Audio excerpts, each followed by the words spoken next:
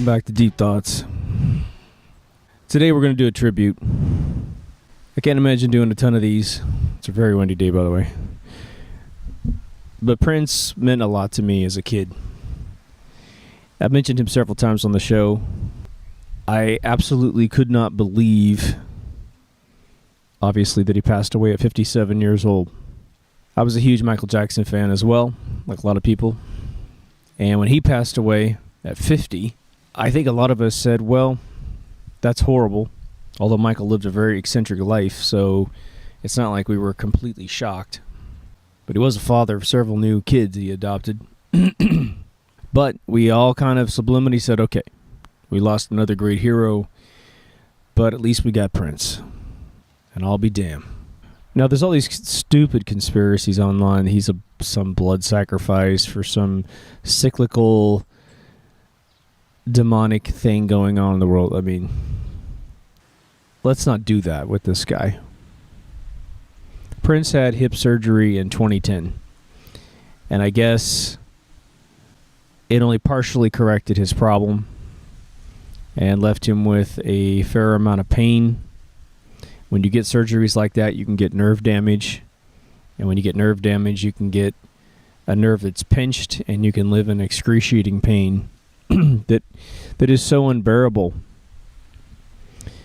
that it changes your psyche. It changes what you're willing to do to get rid of the pain. And because Prince performs to survive and performs to raise money for a lot of covert donations that he does, I'm sure that he was medicating before performing, as right up to the point of his death. And it looks like, in all probability, he just simply took too much. I don't want to get too much into specifics. I do have a best friend of mine who is very, very close to one of Prince's most, and I would say, most senior bandmates, let's just put it that way, who is in direct communication with him constantly. And everybody's shocked. It's not one of these things where, oh yeah, we thought he might do that. Nope. Although today, the 22nd of April, 2016, it is amazing the people that are coming out of the woodworks who were his friend, who are kicking themselves a little bit by saying that their relationship with Prince was sadly so one way, that Prince was always helping them. Prince was always calling them and always helping them figure out ways to improve their life and donate their services, that no one felt like the master needed any help.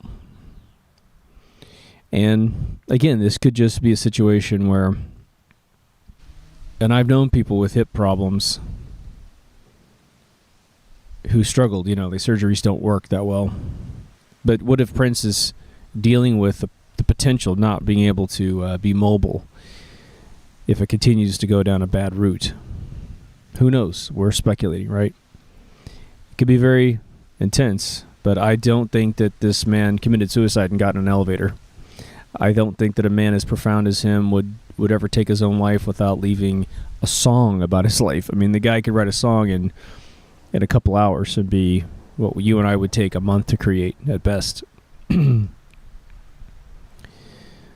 So I think whatever happened was truly an accident. So I did a tribute to him yesterday, but I was fairly emotional, and I'm not sure I really gave Prince a tribute. I think I was just mourning on video. What is a tribute? You can just play his music and say, listen, how great was he, In terms of who Prince was, well, obviously a big giant portion of his psyche was externalized in music and film and a few interviews, a bunch of deeds that, again, no one really knows about because his religion, Jehovah's Witness, doesn't allow one to gain credit for deeds, which I think is pretty cool. Not a big fan of Jehovah's Witness myself. You know, Prince has phases of his life. Very, very distinct phases of his life. And I think that the biggest thing about Prince that someone could take away from his life, or one of the biggest things, I should say, who knows what the biggest one is that the guy, if you only know Prince as a megastar, and you know, which means if you discovered Prince 1982 and beyond, and you don't go and look back at what his history was, you'll miss some extremely valuable things about what he sort of demonstrated to us as individuals. I was an only child. He was not technically an only child, but pretty much the way he grew up between his father and his mother, he was an only child. But he did have a good, healthy neighborhood, just like me. And this isn't about me at all, but the reason why I mention that is that for kids like myself,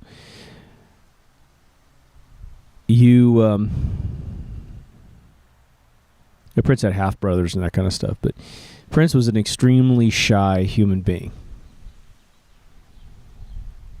And he pushed through shyness, and, you know, his stature, I think, you know, as much as you don't want to talk about it, definitely he did mention it every once in a while in songs.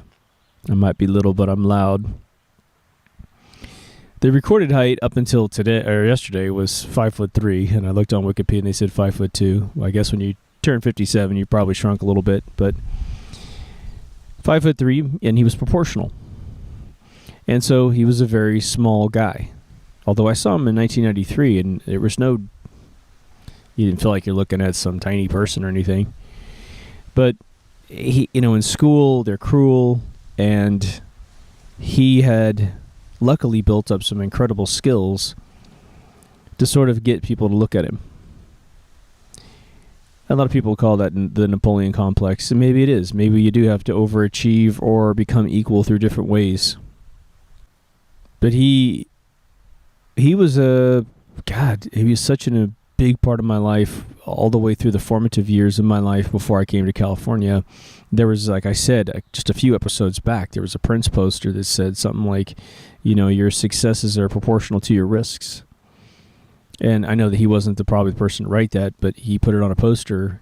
And I just thought, how bizarre that this really cool sort of catchphrase or aphorism or whatever you want to call it, little piece of guidance is on a poster for a rock star. I had tons of Kiss posters. None of them said, go out and be something, kid. Even though Gene Simmons would tell you that.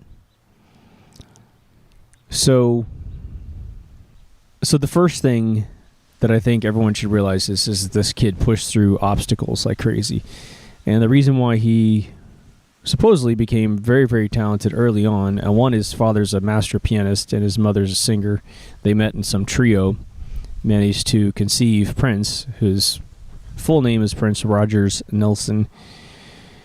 And then they separated, and he was fairly close to both of them, so he had good access to his parents. But anytime he got grounded at his father's house, he'd, you know, sentence him to be in the basement for a little while. And in the basement, there was a piano, and so Prince just started composing music. And I'm not sure where he ever got a hold of a guitar. But obviously by the age of, like, say, 12, I think he had his first band. And they said that, you know, his buddies who lived with him, you know, lived or in the same neighborhood as him, they'd say, man, we would just be goofing off in a garage. We'd all go home or go play something else. And he'd come back the next day and say, I finished the song. Because the dude stayed up all night. Now, I do think that Prince benefited potentially from never needing to sleep that much, you know. I forgot what episode, but I mentioned a long time ago, I worked with a woman who was probably about 5 foot tall. And she told me after working with her for 6 months, she goes, you know, I only sleep a couple hours a day. I was like, really? I said, what do you do the rest of the time? Because she's married, older woman. She goes, I just sit in the bed with my husband while he sleeps. It's like, wow, you got some patience, lady. So I think Prince had that gift of not needing a tremendous amount of sleep. It's just from everything I've been told. He had, when he was making one of his albums, he had the sound engineers on 8-hour shifts, just back to back. So, I envy that about him probably just as much as I envy his ability to play everything on planet Earth. And I'm going to try to make this more about the social impact of Prince than, hey, he made this neat song, and this neat song, and that neat song. But I am going to talk a little bit about the music evolution because this guy did something that no one has ever done consistently. Besides, I would say, David Bowie. And David Bowie went first. I didn't realize how far apart in age they were, but given that David Bowie, we lost him this year, he was 69, and Prince was 57, I didn't realize there was a 12-year gap between them. Prince put together a song named Soft and Wet, and that got on the radio. And then they got him a recording deal. And I believe, if I remember it right, he recorded in the Bay Area, I want to say on Treasure Island, in some house with some family. And I think the budget was like $150,000 or something, and took him down to a year and a half. So 1.5 was the key number for him, something like that. But he made this first album called For You, and that's how he got to start.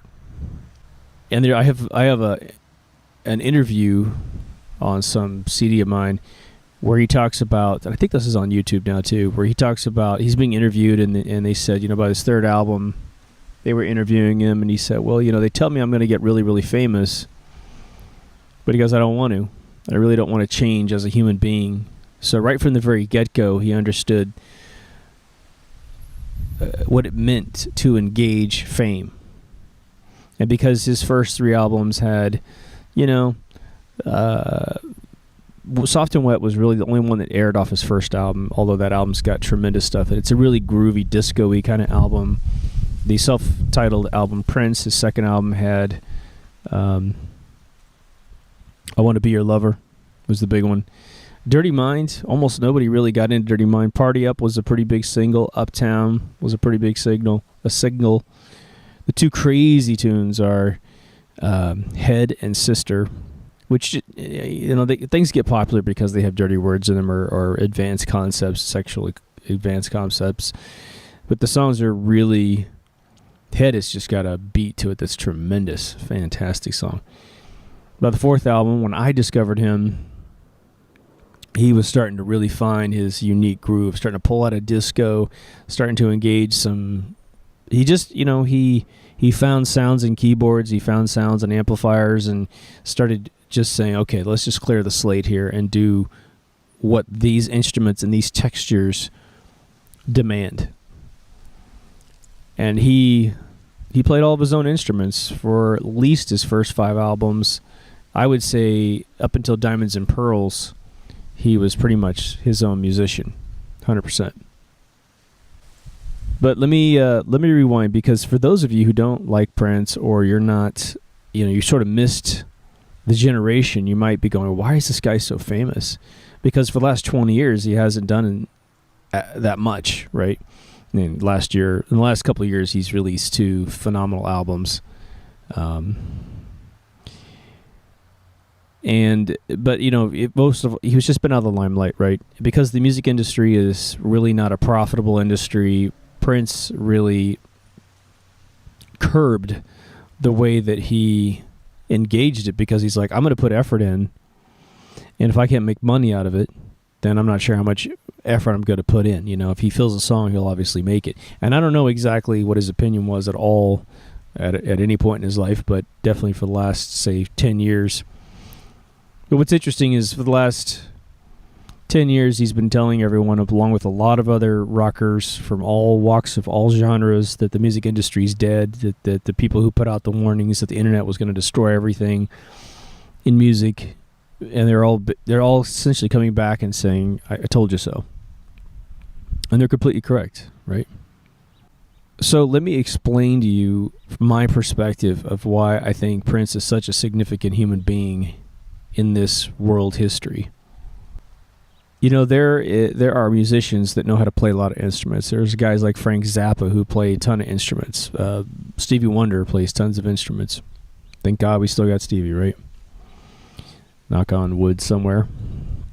And then there are folks that know how to play all these instruments, and they manage to combine every cultural aspect of humanity, and while doing so, sort of extort out of it and distill out of it what's most important culturally. And Prince has gone through several transformations in his life, from being very open with his sexuality in terms of, and it's so windy I can't even believe it. The thing I really missed in him more recently was his ability to engage sexuality because of his religious constraints. Prince has always been extremely religious, but he was also not ashamed of the human body. But Prince, created a style of music that was all of his own, and it's geared as the super duper crossover music. And what's cool about that for him is that, unlike a black band playing white music or a white band playing black music, you have a mulatto child. His father's looks 100% black to me, very dark gentleman, and his mother is Puerto Rican. But on both sides of the family, they have an incredible mix of different races. And so Prince was sort of a genetic combination of all races, and that's why I think he has such an eccentric look. And for him to be the one to create the crossover music, it's fantastic. Why not Prince, right? A guy who's built from everything. And so when you had, probably around Controversy come out, you had a new sound that was starting to bring in both sides real quick. White people were like, damn, is that dude black or is he white? Can't quite tell. Because he's funky, but he's also sort of straight, just rock sounding, And it wasn't until probably, 1999 was the one that took him way, way into the international realm. And it was probably 1999 that took him over the edge, because he was able to create controversy and do small gigs here and there. But when 1999 came around, the world wanted to see Prince. He started filling up stadiums, which means he had to scale his ego. I don't want to say ego as in he believes that he is something that he's not. He's had to scale his persona, I should say, right, to match what the expectations were. But one of the cool things Prince said about his youth much later, I think in the 90s or so, I remember him saying something like, he goes, I simply emulated the person that I wanted to be, and then I became that person. And he goes, when I was totally nervous, I just pretended like I wasn't.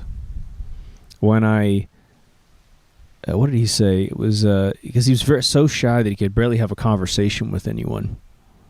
And I think you might think, well, the rumor is internally from my friends who work with him that, if you got him on an interview on television, he's going to be very reserved. Every single word is chosen very specifically, but when you got him behind closed doors, he would talk your ear off, is what they all said, which I think is great. Can't even imagine.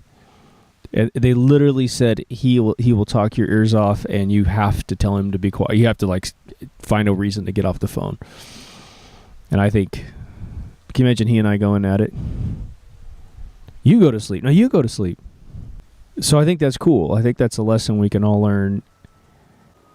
Because even if you're not shy, there's things that you're shy of and shy from. Could be that you're making, $500,000 a year doing something really cool, but you can't remotely think about approaching whatever sex you're attracted to and having a conversation. So around 1982, Prince had to go through this massive transformation of popularity. And then, unbeknownst to all of us, he makes a movie. And the reason why I say it that way is that 6 months before this movie, Purple Rain, comes out, the album drops. Because they used to do that. And I think that's brilliant, because you become absolutely familiar with the songs, and then you watch the movie, and you're much more engaged in the film. Because as these songs come on, you find out if they have any meaning in relation to the actual... Up until Purple Rain, you really didn't have a video that was anything more than a really cool, polished concert performance. That's what all of Prince videos were these amazing. 1999 is a concert performance, although I can't remember, save my life, if there's a video for Little Red Corvette. But Controversy and Sexuality got videos. I don't know if there were any more videos in that realm. But once Purple Rain came out, Prince became an artist, a true artist. And you got to see that this guy was made of a lot more than just music.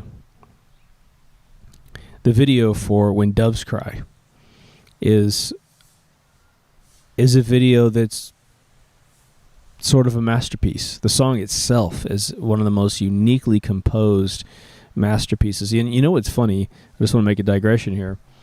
There have been these shows on TV where, like Star Trek shows. I remember Buck Rogers when I was a kid had a pretty funny episode in the late 70s where they try to play, the script says plays futuristic music, right? And some poor composer has to sit and imagine, well, what's it going to sound like? Well, make beeps and boops, because that's what the future is, right? For me, there's nothing more divinely futuristic than songs like When Doves Cry. Just the entire compositional texture of that song sounds like no other song on planet Earth. The song Kiss, that lacks a bass guitar, just absolutely amazing. And if this guy hadn't been an introvert, and I've said this several times to my friends, you wouldn't get this kind of music, because once you form a band, every single song unfortunately has to have every band member in it, otherwise they get pissed off, right? So just a real quick example, when he released the song Kiss, I just accepted it the way it was, and there was a Rolling Stone magazine interview, I believe, that asked him, why didn't you put a bass guitar in the song? And he goes, I tried it just didn't work. And so he didn't do it. But imagine you got a 4-piece band and you tell the bass player you're going to have to set out this song. But everyone else is going to play because it just doesn't work. Bass players just quit if they're part of the core founding bass player groups, right? So we got gifts and we got these amazing gems because he was just doing what was musically correct. And because he knew all of the nuances of each instrument, we got the best performances of each instrument at the same time. This wasn't some hacky thing.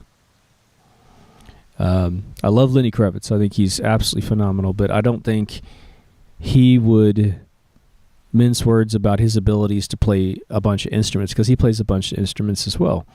He comes up with fabulous guitar riffs, but when he does a guitar solo, you can feel the guy is diluted between disciplines, right? He doesn't have that massive complexity that Prince has.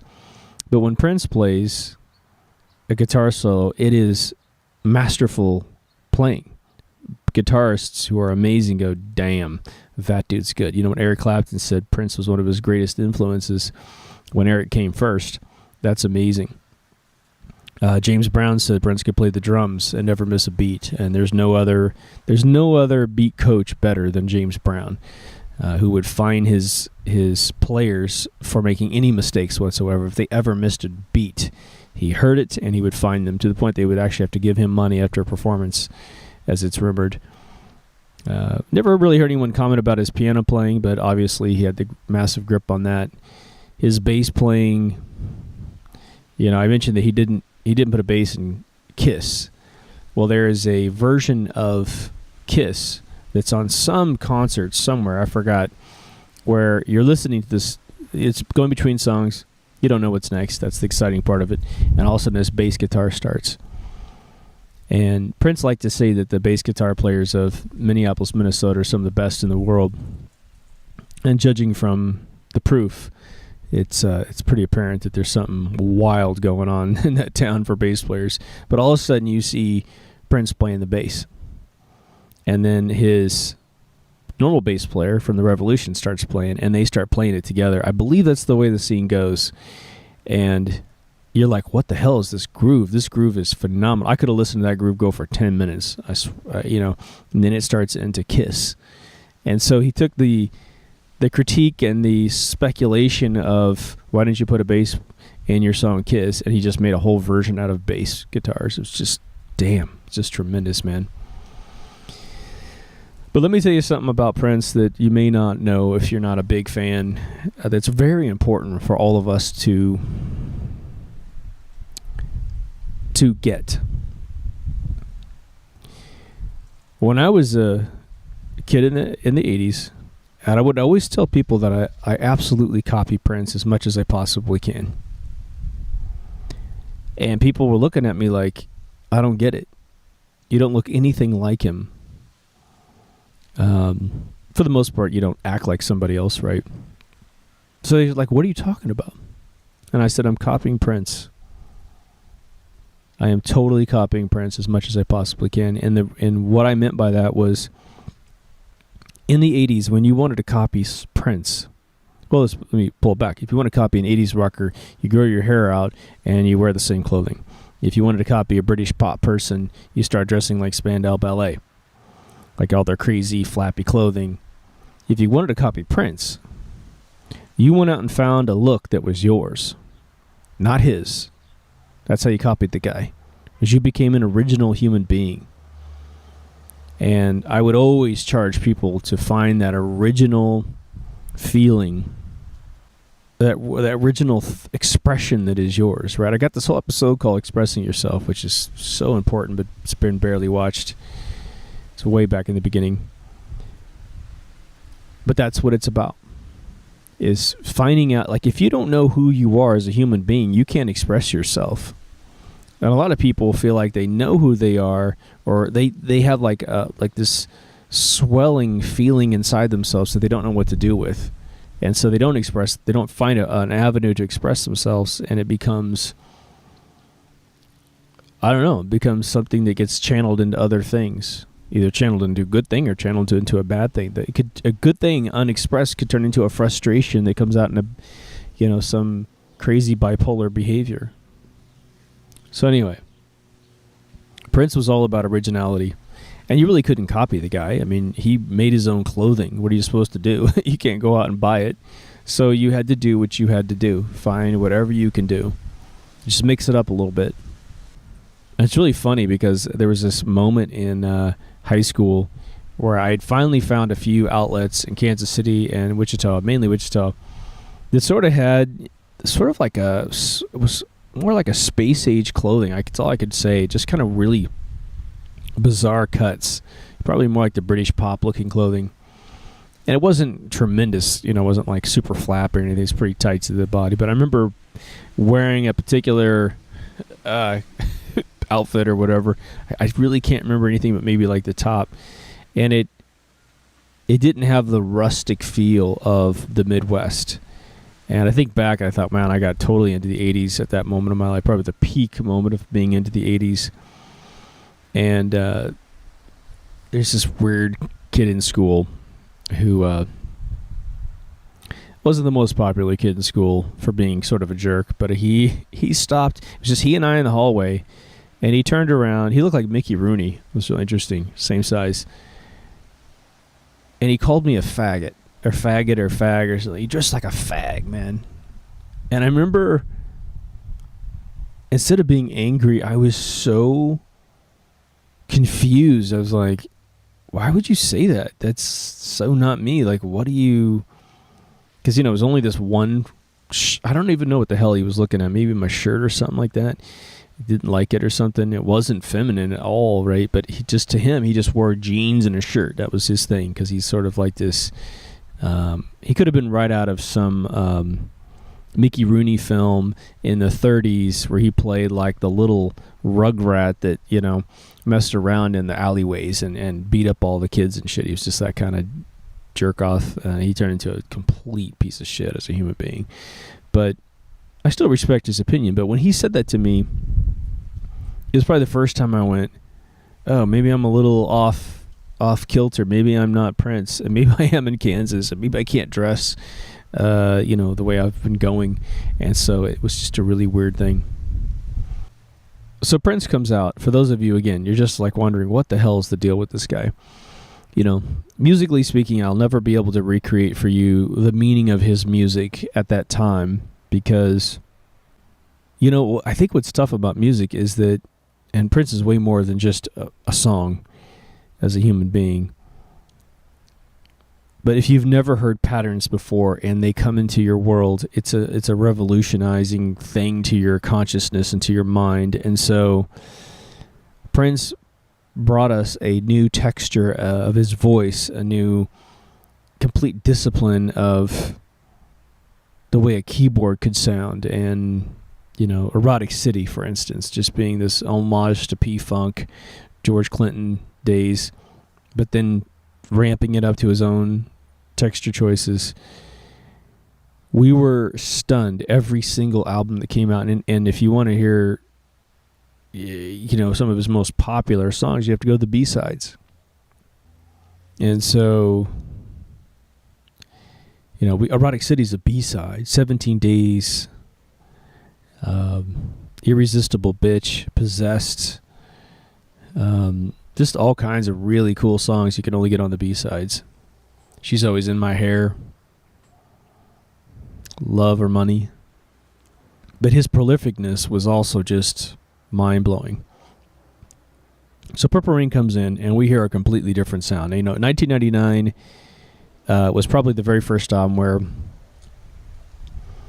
it sounded completely different than everything we'd ever heard before. There's some of that in Controversy, but there were like Do Me Baby, sound like a nice, normal ballad song. But yet in 1999, there's not a single texture in there that sounds normal.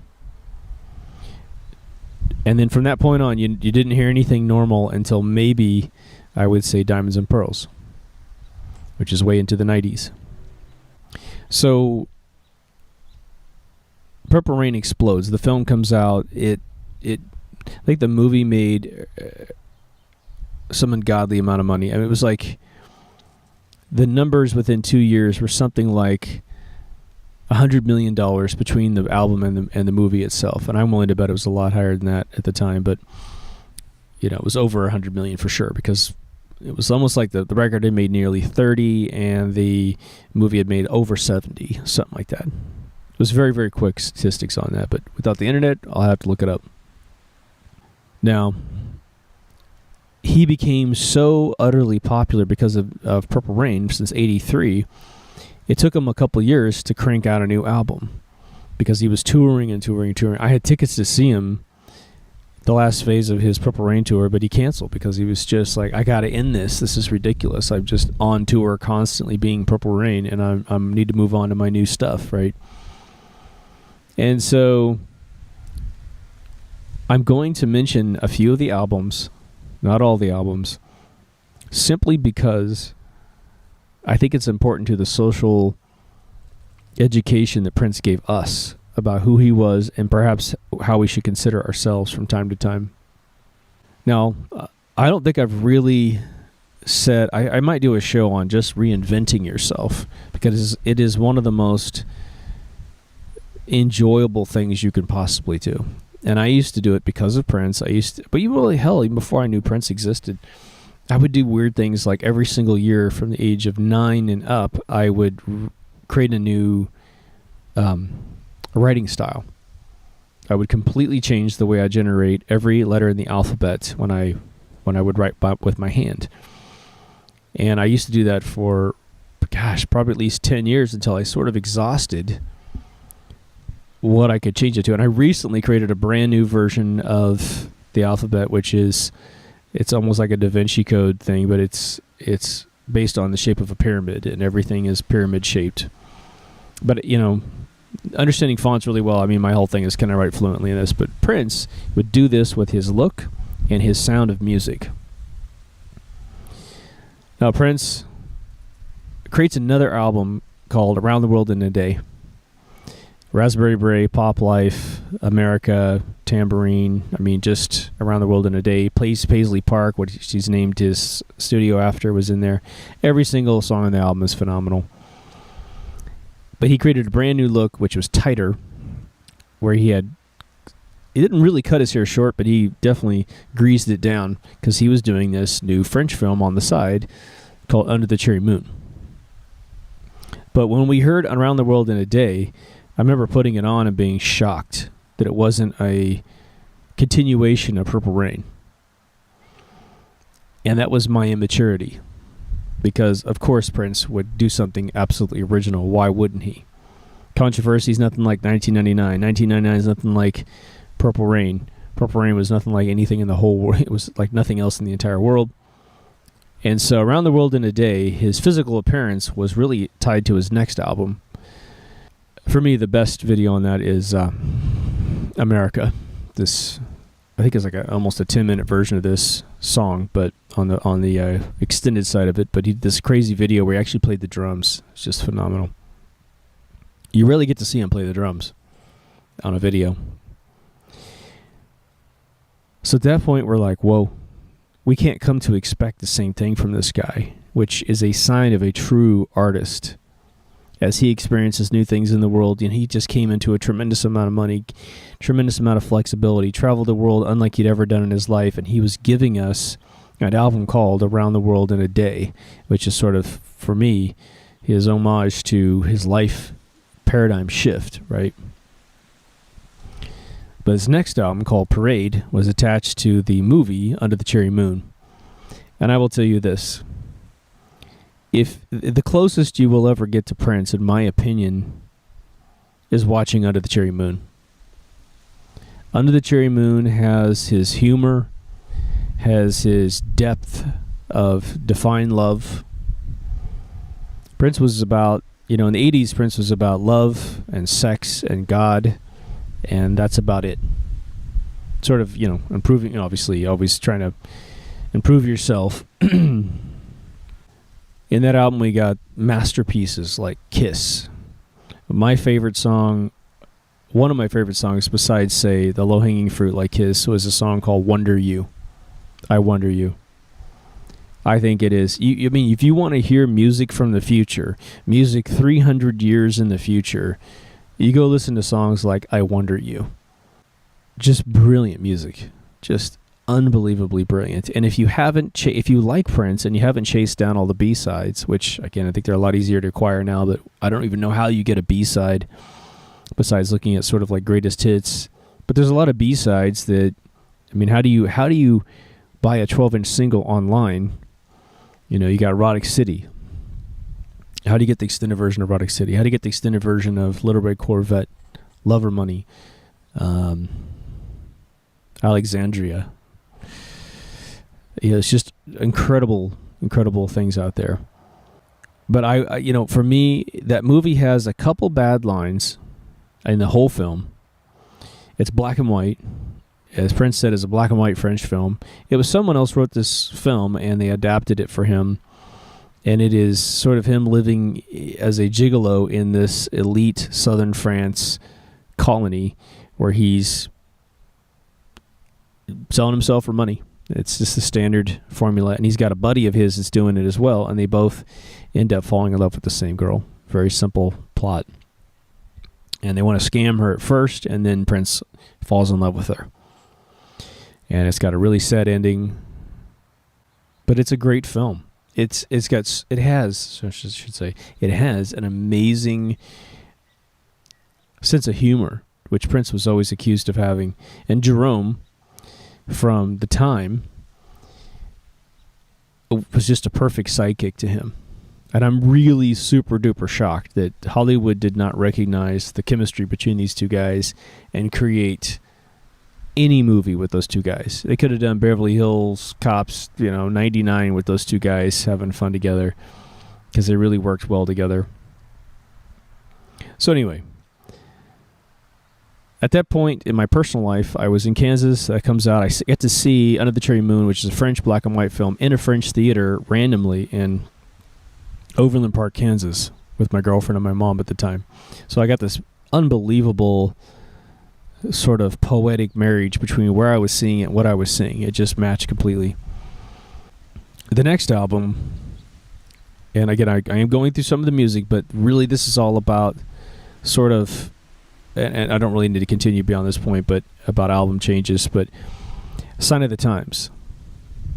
Prince had this new look and this completely different sound. And the interesting thing is he had spent a tremendous amount of time in France after doing Under the Cherry Moon, and he was dating a musician named Sheena Easton. And they were living together in some villa in France. It was like $10 million thing. And he had this completely different sound all of a sudden in this album, you know? And it just went on and on from that point on. He changed his look, he changed his sound, and he would build a whole collection of textures from wherever he was in the world and simply made music from that area. There was a point there we didn't think he was coming back to America. There was a rumor that he was absolutely addicted to traveling on the Concorde, and he was fascinated with the ability that within hours you could be in Europe eating lunch. You know, he could wake up at 6 o'clock in Minnesota and hop on a jumper to get to the New York and then get to Paris super duper fast and just eat lunch. Potentially fly back. He just loved the plane. He loved the experience, is what I heard. It was even rumored that he'd actually sort of got himself in financial trouble flying that plane too much, which I think the tickets were something like 10 grand one way or something like that. I got friends of mine that, one of my buddies, Sid Mead, he designed the interior of one of the planes and I believe took it once or twice. So we're going to probably ask each other, where were you when you heard Prince died? That's probably going to be, for a lot of us, something that goes down in history. I don't remember exactly where I was when Michael Jackson died. I don't. The day is sort of a blur. But yesterday was a day that I will never forget. I was interviewing at a company for a gig, and I had to go through like three different groups of people just so they could find out, you know, my skill sets or whatever. And I sit down and I have a quick conversation with the hiring manager, and I'm having this quick conversation, just recapping stuff he and I talked about on the phone. I'm having a great day. I feel amazing. I'd gotten up that morning and I had a really interesting experience yesterday morning, which I'll loop back on. And then they're like, okay, it's 15 minutes between the next person's going to interview you. So, you know, the restroom's down here. You need some water, blah, blah, blah. So I go to the restroom. I come back and I sit down. And, of course, I've muted my phone because the interview's going on. But I got 10 minutes to kill. I roll my phone over.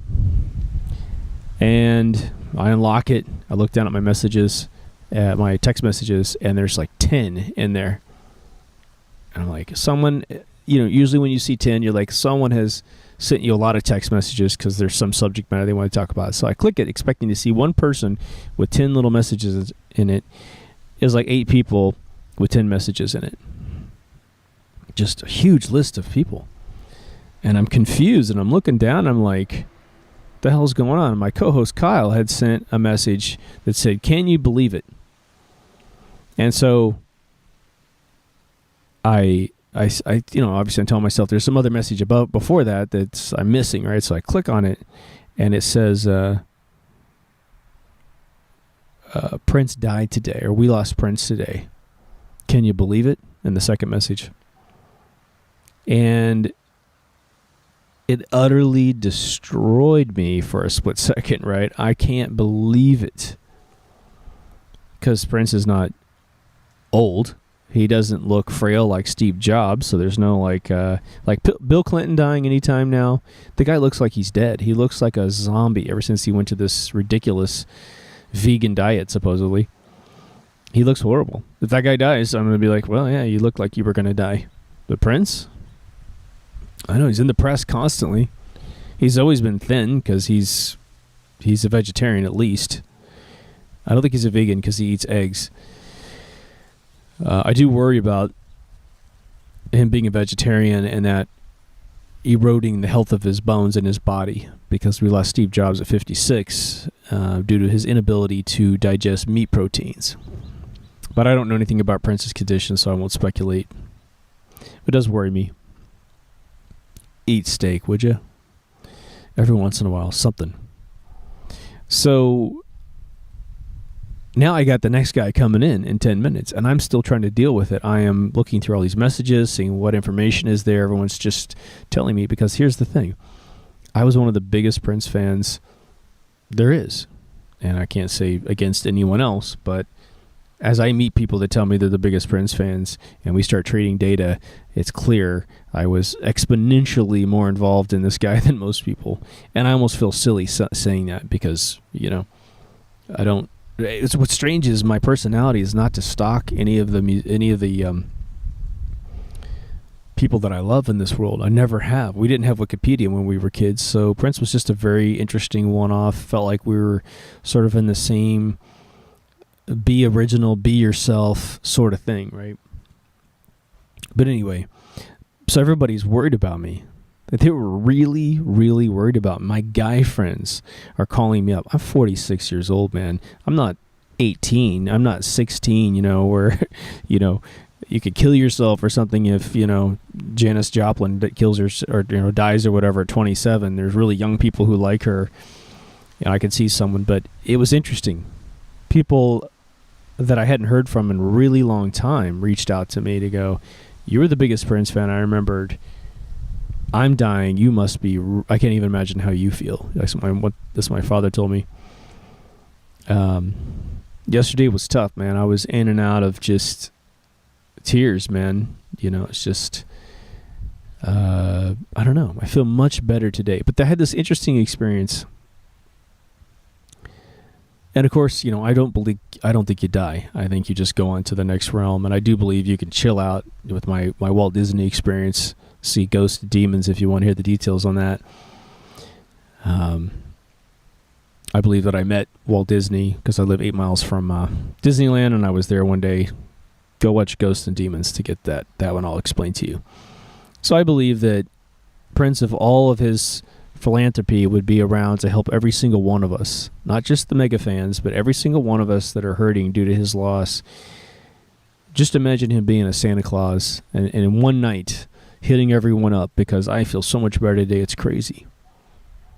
I think I feel better because I don't believe there's foul play involved. And he was married at one point. He actually has been married twice, as I understand it. But he was married to his psychic, Maite, in the 90s, and they got her pregnant, and they were going to have a baby.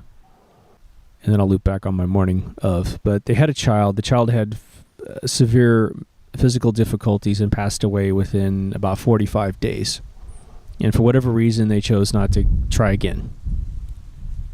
I have no idea what the details are, and it's none of my business. But I was reading her quote last night about her reaction to him dying. And the most heartwarming thing I heard of all the things, Justin Timberlake's response is one of the best too, but he said something like, Prince is a once in a forever kind of guy. I really dig that dude. Justin, I think he's just got his head on straight, but let's hope he doesn't start telling global warming like DiCaprio. But Maite said, he's up there with our son now. And I thought, oh, right. And I had done a whole special yesterday and mentioned this and never put the two together. The Prince and his son are together. How ridiculous of me. So that's another cheerful little side note. But yesterday morning, I had this, my work habits, my work and sleep habits have been really just whacked out lately. And because I'm working my butt off on a bunch of different stuff. And I had this interview scheduled yesterday.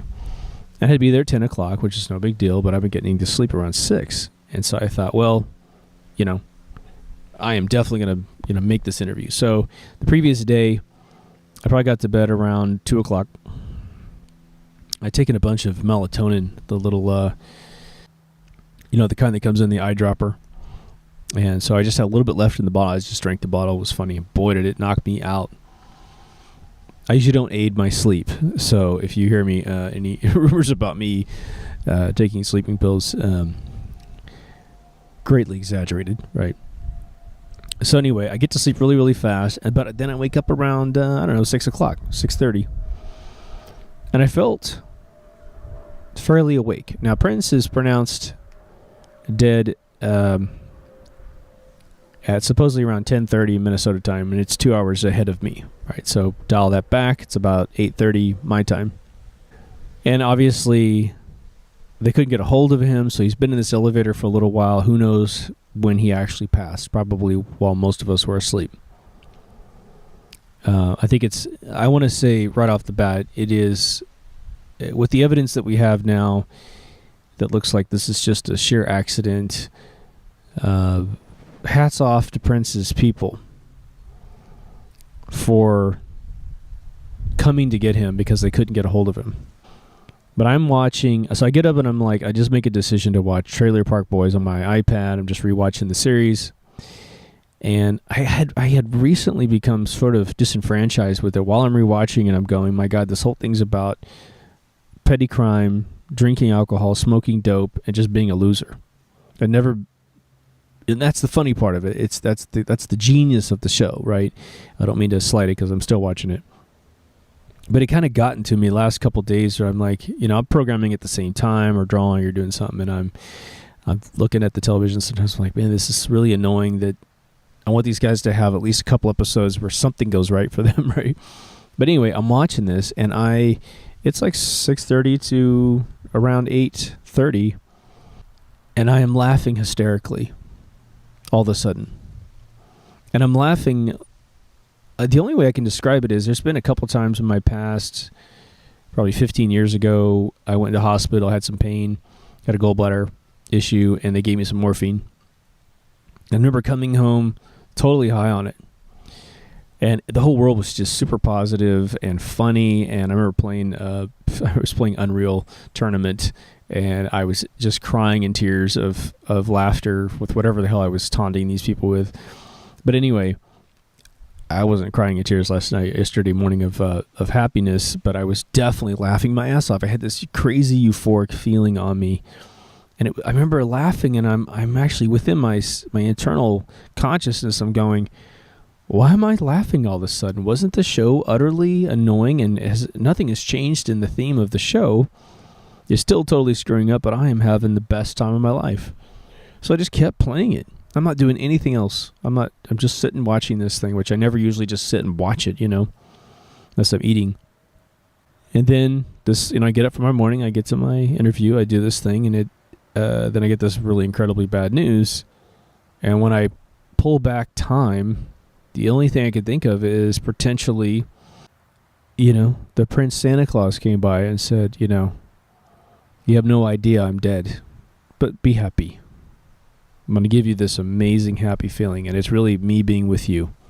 And Prince had an incredible sense of humor, so I'm sure that he could look at Trailer Park Boys and have a good time with it, Just speculation. I didn't get any sense of it being Prince or anything like that, but it was sort of a gift of a day up until the point, obviously, of finding out. I guess the only thing that I don't know Prince at all, and I do know him. I do know because I studied meticulously studied his nature and his inference of who he was through his lyrics and through his music and through his interviews. And I chased this guy around in the press from probably 1980 to, probably 93 or so. At least. About 96, I sort of pulled out because he was about to have a child and he was becoming a dad and he was taking it really, really serious, and he had totally redone Paisley Park to be a kid's place. And unfortunately, he didn't get a chance to do that, and for whatever reason, they didn't choose to do it again. So I pulled out as well and sort of left him alone. And he wasn't producing music at all. I'm sure he went through a state of unbelievable depression, losing a child. And, that's why in the last 10 years, as he's been doing interviews with BET and The View and all these other things, I've just been so happy to hear him talk. And he's been very consistent. Look up the interview. If you like Prince, look up the interview from Dirty Mind era. There's just an audio-only interview. I think it's probably a YouTube video at this point. But he's talking very freely. He's not talking guarded at all. I don't think. Not guarded that much. But you get a sort of insight into who he was as a very young man before he matured into the pro that he was. I just wanted to make this tribute because Prince was way more than just amazing music. Prince was not any one thing. Prince was all things, all at the same time. And he was a gestalt of himself. Just an image of mastery. When I think of Prince, and I think of his innovation and his contribution to this planet, because I watched what the world was like before Prince and what the world was like after Prince, and to watch the people that I admired, like Stevie Wonder, say Prince is one of the most amazing musicians that I admire. He inspires me, and Prince was very inspired by Stevie as well. There was an interview with Stevie Wonder on CNN with Anderson Cooper, about a 7-minute long interview, the full version of it on YouTube. And Stevie's like dying, man. He's trying to hold it together while talking about Prince, and the interview was beautiful.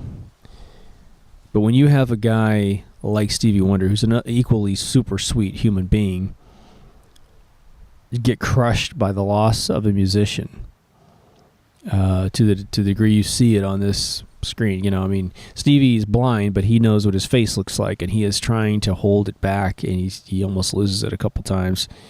I just have to think, Stevie's a man's man. He is a guy that has experienced. He's a wonder. The name is a perfect name for him because he was a master musician at the age of 15, for God's sakes, right? If you don't understand Prince, but you're like, damn, everyone seems to be really affected by this. You look around at all the greats as they crumble under the concept of this guy being removed as early as he was removed, right? It's a big deal. I think that's where most of the loss is that Prince was 57. And, my best friend, who's a rocker, is 57. And, it being taken so soon is just crazy, right? For any reason whatsoever. Even David Bowie at 69 for me felt really, really early. But I want to finish up the thought. It's going to be centuries, most likely, before we're going to get another Prince. It was technically, a couple centuries since we had a Mozart. And luckily Prince made it to 57 and didn't die at 29. But what I imagine Mozart to have done to classical music, you just listen to the beautiful emotion and curves and complexity that Mozart added to the game. Well, Prince made music that was sort of less is more. And, for those of us who were there, we could feel it. So it'll be a couple more centuries, most likely, before we get another Prince. And I hope it happens on your watch, especially if you young kids are out there. Remember, there used to be musicians that played all their own instruments and made songs in a vacuum. No one wrote their lyrics. They didn't use machines to change the tonal quality of their voice to make it on tune.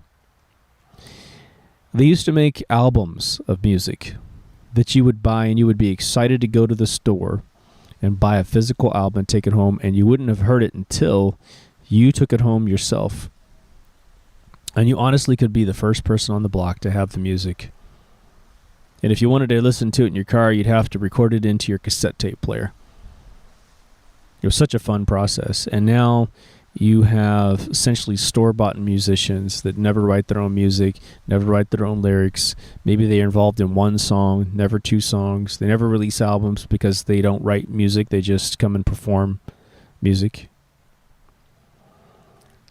So there's been a huge paradigm shift that sucks, but I will say there are tons of teenagers and kids that aren't even teenagers yet shredding guitars, playing amazing music. They are currently copying the masters, but that's the way you start. And hopefully they learn how to write music along the way. But if nothing else in this episode, please do what you can to support the arts of all kinds, right? We're always talking about physical arts in here, like painting, drawing, and writing and that sort of thing. But musical arts are extremely important. Because once someone knows how to create a melody that touches the heart, they can put a message into that melody, and it's like a time capsule of a great idea. And that's what Prince was, He's one of the most amazing ones of them all. So let's all go copy Prince and be unique. Be different than each other. And struggle to be different. Let's get rid of trends. Fedora hats and handlebar mustaches and capri pants for men. Let's consider for a second doing something original. And I guarantee you, some of us will fail, some of us will succeed, but man, when that one success happens, it'll be a glorious moment for all of us. We get to enjoy your uniqueness, whether or not you're boy or girl, young or old, doesn't matter. So, I think that's all I've got for you. mkultureradio.com. If you dig this show, you probably want to join the Facebook page, so click DT Facebook at the top. Subscribe if you dig it. This has nothing to do really with the rest of the show, but it's sort of the tone of the rest of the show. Thanks for listening. Take care of yourself and someone else, and I will see you in the next Deep Thoughts.